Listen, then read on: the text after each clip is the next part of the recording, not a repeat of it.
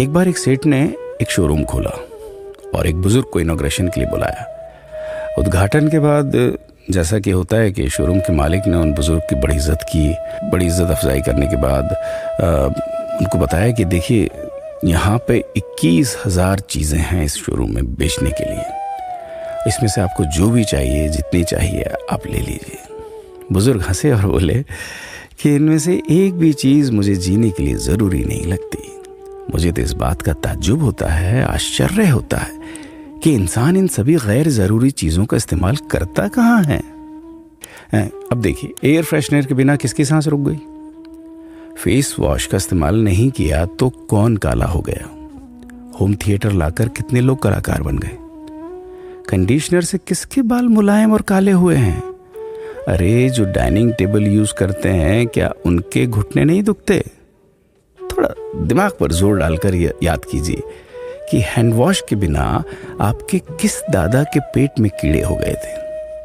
अगर हम डीओ मारकर निकलते हैं तो क्या लोग हमें सूंघने आते हैं?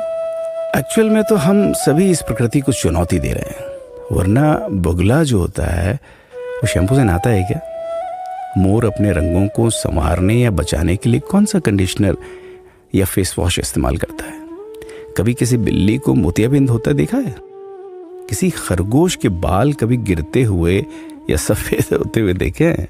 इनहेलर या बाम के बिना भी कुत्ते के सूंघने की क्षमता उतनी ही तेज है। मधुमक्खी का शुगर लेवल बिना दवाई के भी कंट्रोल में ही है।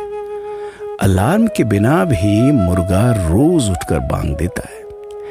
दरअसल इंसान पैसा खर्च करके दुखी होने की चीजें खुद ही खरीदता रहता है।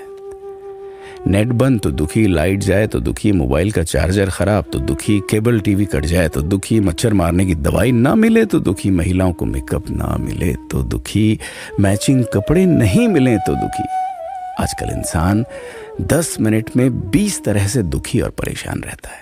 बाकी तो गुड़ की रोटी या प्याज रोटी खाकर हाथों का तकिया बनाकर पीपल के नीचे जो आराम से सो जाता है, उसे दुखी करने के लिए तो फरिश्तों को नीचे आना पड़ता है। ये सब देखा देखी का खेल है। सच तो यह है कि सुखी रहने के लिए बहुत कम खर्चा होता है, लेकिन दूसरों को दिखाने में कि मैं कितना सुखी हूं, इसी में बहुत ज्यादा खर्चा होता है। जैसे जैसे सुविधाएं बढ़ रही हैं, दुखी होने के रास्ते भी खुलते जा रहे हैं। अगर आपको ये सब सच लगता है तो लोगों को जागृत कीजिए और फिजूल खर्च से बचाइए। दोस्तों, खुद सुखी होने के लिए खर्च कीजिए, दूसरों को दिखाने के लिए नहीं। हाँ, लेकिन अपना ख्याल रखिएगा।